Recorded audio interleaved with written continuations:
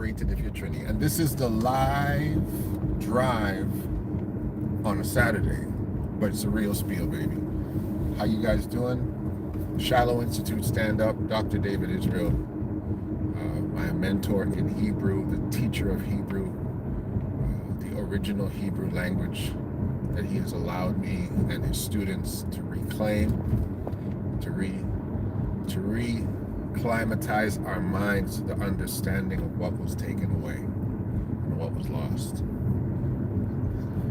One of his famous quotes that he echoes from scripture is, the creation groaneth for the sons of man to rise up, for the sons of God to rise up. And so this is our season to rise up, and the first thing you must rise up in is knowledge. It's a knowledge. And what is the knowledge? The knowledge of self.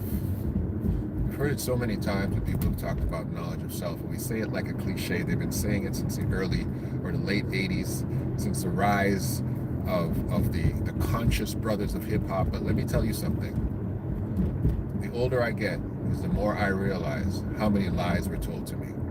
And I want to give you an example. And I want to teach you something about a brother by the name of Eratosthenes. Eratosthenes. Miss Ann, good to see you on a Sabbath afternoon. Eratosthenes, Miss Ann. Let me show you something about Eratosthenes. Let's examine this man. First and foremost, Eratosthenes is the man who discovered that the earth was round. When did he discover that the earth was round? Approximately 240 years BCE. That is 240 years before Christ. Okay, let's get into this. It's very early, very early. Let me make sure I have that history right. I think it's 240 years before Christ, which means it plants him firmly in the kingdom of Greece, the Grecian worldwide empire sweeping around the world. Okay, but don't let that confuse you, because Eratosthenes was black. I know. Google his name now. You will not see that he's black. They will say he's Greek. They will say he's Egyptian. But you will not know that this man is a black man. But let me show you how your history can be stolen right in front of your face. Okay? Right now, many of you, when you think about who told us that the earth wasn't flat, you think about Galileo. Think about old Galileo, who was looking at his telescope and disagreed with the Europeans who in when was this? The 1600s. Okay? That's 1700 years after this man Eratosthenes. In European history, they're saying Galileo was this great mathematician. Okay? That's what most of us believe. That's what we're taught. Lies. Absolute lies. Eratosthenes was born in Libya. Okay? Ancient Libya. Right now, if you say, well, if he's born in Libya, he can't be black. Look what Libyans look like right now. Wait. Islam came 630 years AD. That's 800 years after this man's life. That's after Christ. The Muslim invasion, the Ottoman Empire, takes place another 100 or 200 years after that. So there is no such thing as Islam. There is no Arab invasion in the areas that we consider to be Africa, like Libya. That doesn't exist. So what it looks like now in Libya is not what it looked like in the time of Eratosthenes. It didn't look like that. There's no such thing as Islam.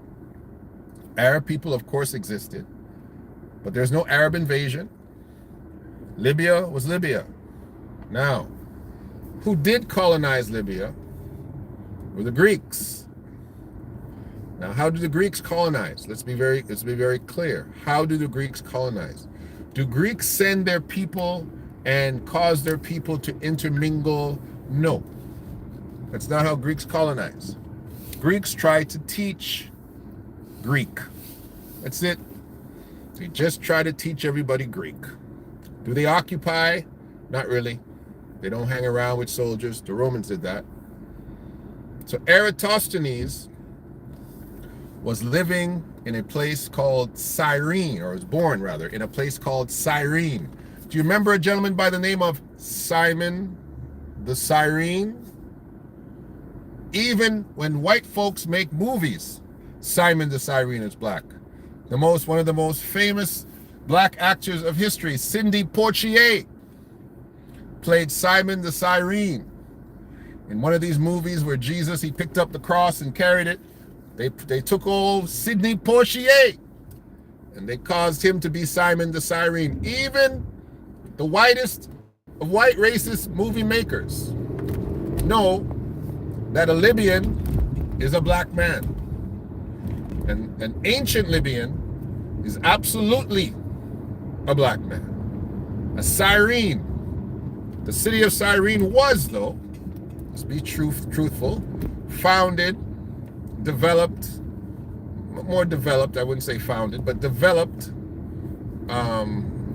by the Greeks, caused it to be more developed, caused it to be a city that they recognized that there are some very intelligent people in Libya. Now, that's just Libya. When you grew up as an ancient African and you were found to be wise, and you were in the Nilotic area of Africa, that means the eastern side, or right now what white folks call it is Northern Africa, but it's the East. It's just considered to be the East because Africa is effectively cut into four quadrants. You got Northern Africa, which is East. You got Western Africa. You have Southern Africa. But the North and the East are effectively the same thing. It's East. It's the East. And so when you were found to be a man of wisdom and you're looking to be wiser, you're looking to go to school, you're looking to be in depth into anything, where did you go? You went to Egypt. So this is the myth of Eratosthenes. Some people say he's an Egyptian. He's not. He just studied in Egypt. Some people say he is a Greek. He is absolutely not. His name is Greek. He was born during the Greek occupation of his area. He was born in ancient Libya, in the city of Cyrene. So he's not a Greek. He is not an Egyptian. Okay? He's Libyan. But he studied in Egypt. So his academic accolades definitely should be ascribed to Egypt. Now, this is another interesting thing, which is the concept of colonization that we know. Because Alexander and his marauding murderers, his very talented white murderers, that's what they were, very good murderers. The Romans and the Greeks, their claim to fame is that they were expert murderers. That was their skill. That was the height of their culture. They are fantastic murderers. Come on. Who goes and creates something called the crucifixion? And they're great murderers. They murder people well. That is what they did well. They did that very well. Alexander the Great was a hell of a killer. That's really should be his claim to fame. He's a mass murderer. And he took over the places where all of his Grecian fellows murdered people. And he took over and he taught them Greek. That's fantastic. Imagine a guy coming to your house and saying, listen, I've come to kill you. And after I finish killing you, I want you to learn my culture. What a terrible guy that would be. Wait a minute. That sounds like every colonizer we've ever known. That sounds like what the Muslims did. That sounds like what the British did. That sounds like what the Portuguese did. That sounds like what the Spanish did. Oh, Alexander the Great was just a colonizer. That's right. And when he colonized places, he found things there. So for example, when Alexander the Great conquered India, did he create elephants?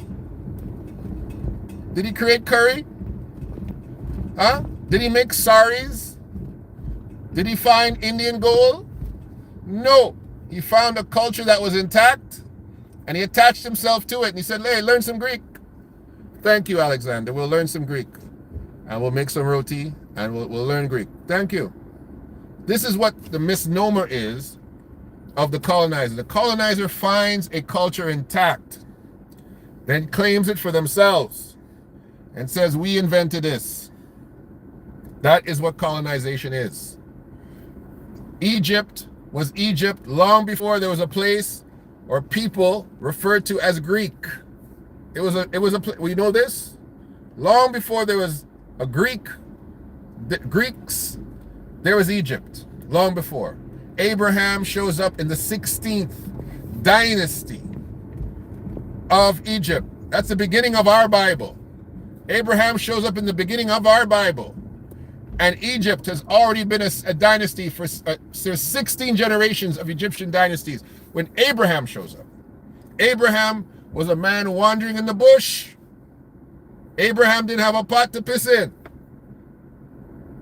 And he found Egyptian culture fully intact. That is 2,000 years before Eratosthenes is even born.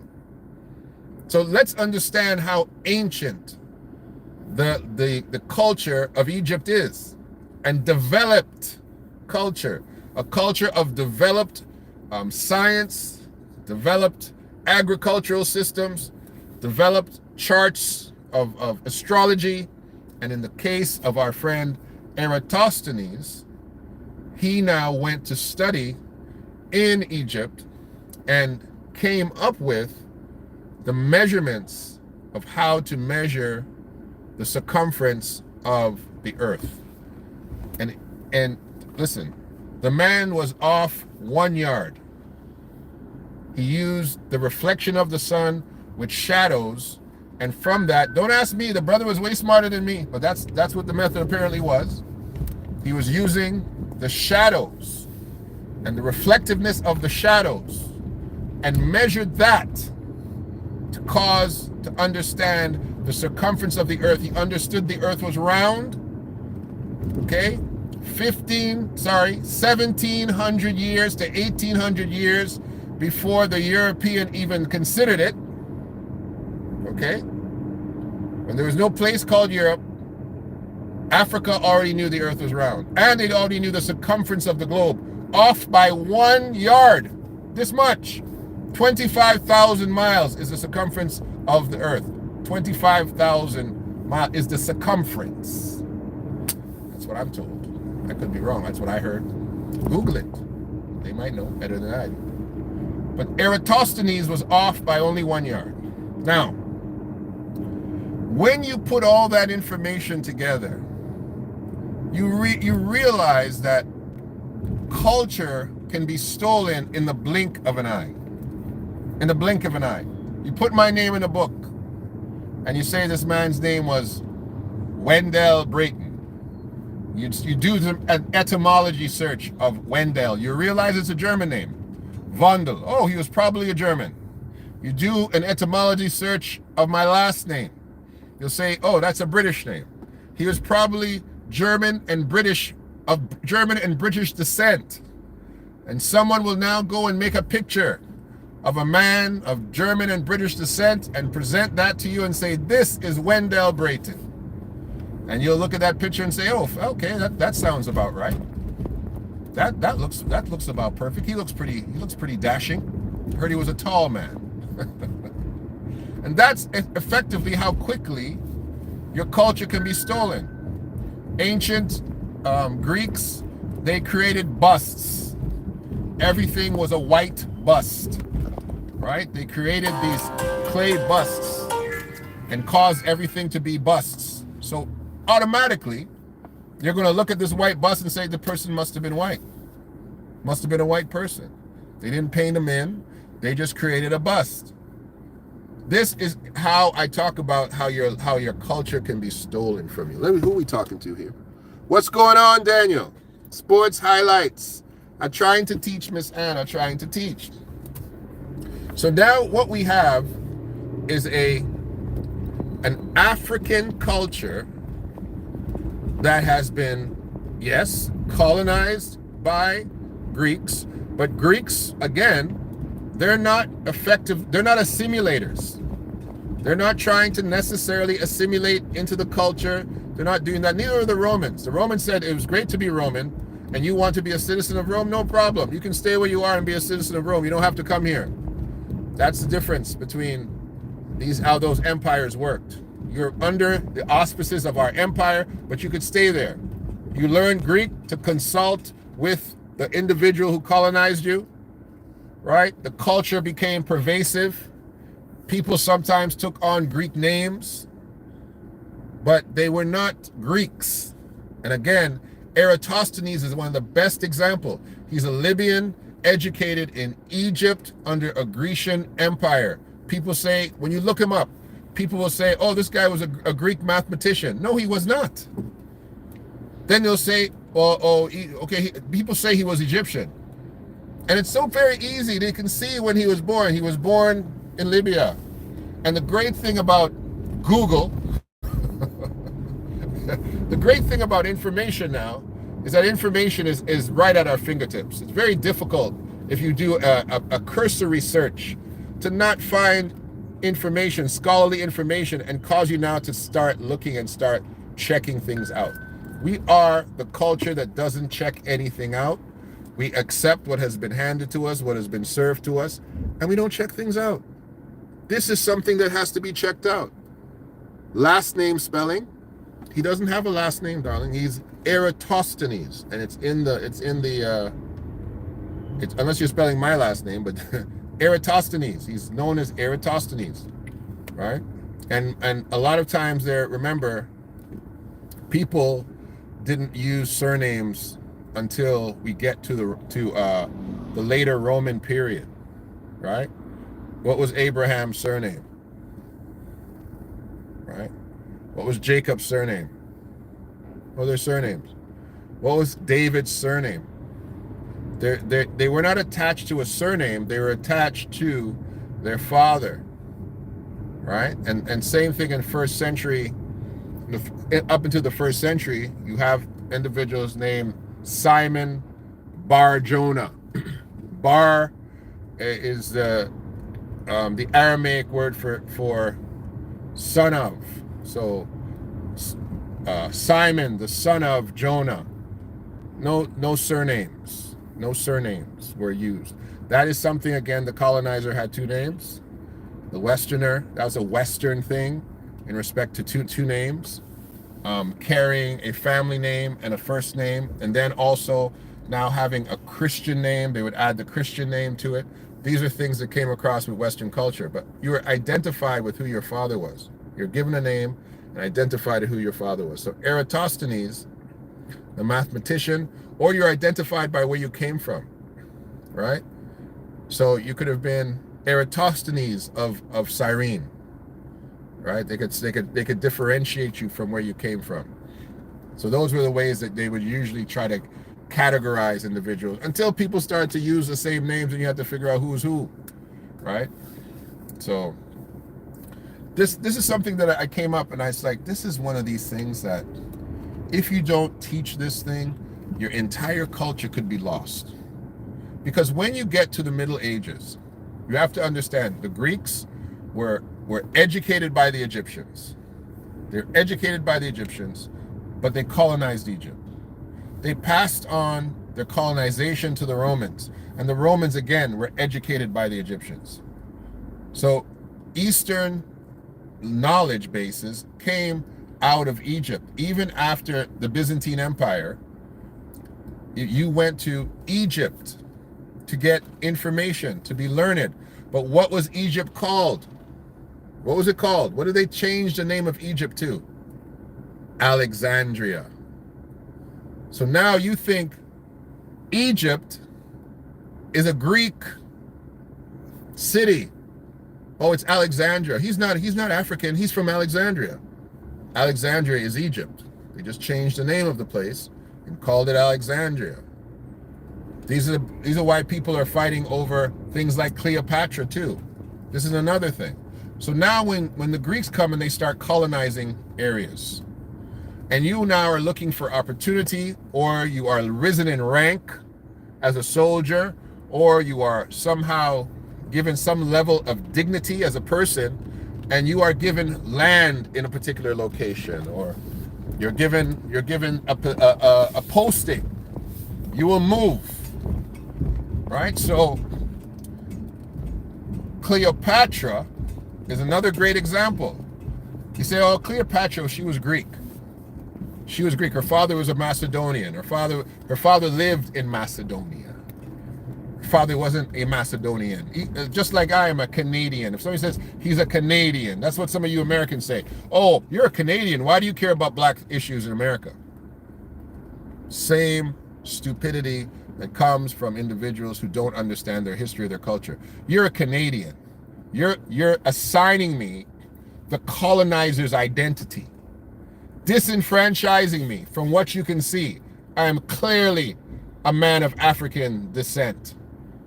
But because I'm speaking to something that the colonizer has given to you, your neighborhood, your identity, your passport, you're now saying, well, how dare you speak to us when you are a Canadian, when you're basically ascribing me to another colonizer who colonized your area too. Do you know the same people that colonized Canada colonized the United States of America? Same English people, same exact people. There's no difference. That's why we have the same law. That's why we have the same English law systems. That's why we have Congresses. We have the same things. The only difference is the American, in trying to differentiate themselves from Mother England, chose to adopt differences to identify that they have now separated from England. Do you know that's how table manners came up? Table manners were to identify a spy amongst you. Did you know that? That's right. So taking a fork in your left hand and cutting your meat with your right hand, how you sit, all of those things were significant to say, that man is English. He's a British man. He eats like an Englishman.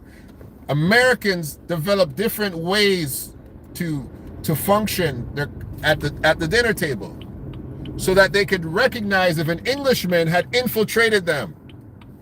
All of these things, because they couldn't look at him and say this was a different white person, because it's the same people. So a lot of these things, we have to recognize they have been coded so that they could identify themselves, because they could visibly identify us. Visibly. Haven't you also noticed? And for those who do things like this now, because you're looking for a greater opportunity in life, haven't you noticed how very detailed job applications have become? I'm not offbeat. I'm just wanted to give you some. Now, when you put down, you have to say your name. You have to say, what identity do you identify with? Are you black? Are you African? Are you Caribbean black? They've broken it down for you. They've given you, of course, pronouns. They want to know what sexuality you lean to. They want to know if you consider yourself an indigenous person. They have broken down all of these things which are supposed to be confidential. They have now taken identity to such a more increased level. And to me personally, these are not things that anybody should really ask you in a job application. People say, oh, we do it because of the DEI and the diversity. To me, these things are problematic.